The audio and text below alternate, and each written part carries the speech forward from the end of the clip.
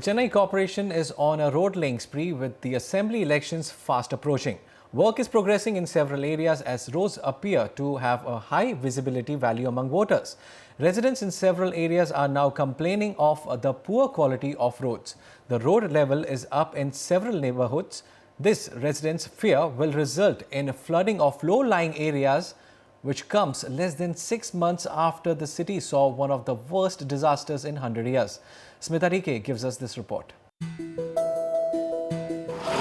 Chennai's brand new roads, less than 6 months after floods battered them, should have ideally made residents happy.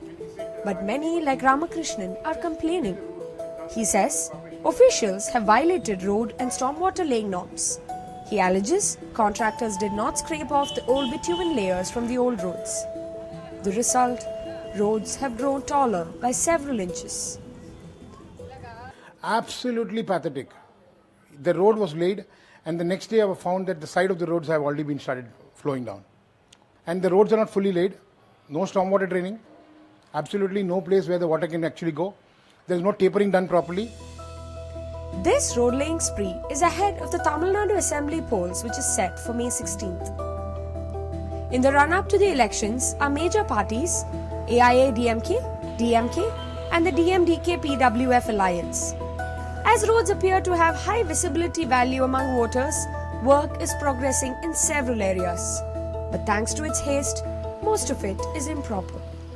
If you look at it in developed countries, or the better approach is basically like first goes as an infrastructure which is designed and which is basically like fixed.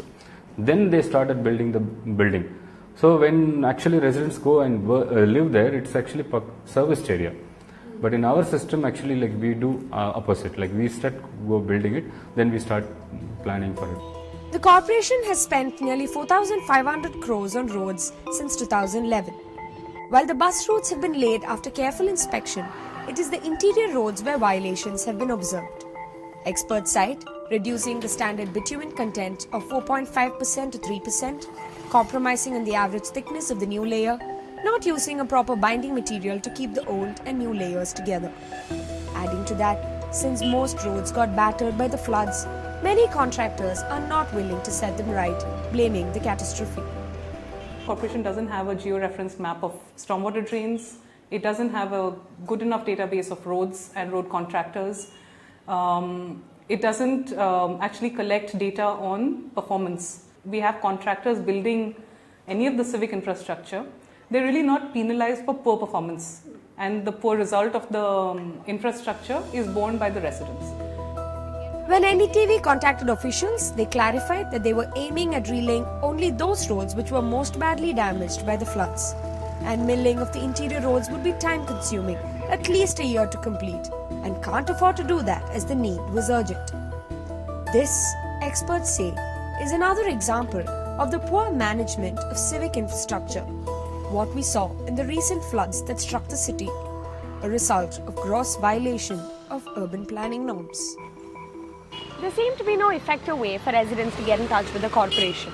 The helpline number and the website seemed to be a black hole in a way. With the elections around the corner, the government shouldn't be doing a shoddy job, as instead of gaining public confidence, they could just lose out on voters. In Chennai, with camera persons Sukumar and Raja, Smitha TK for NDTV.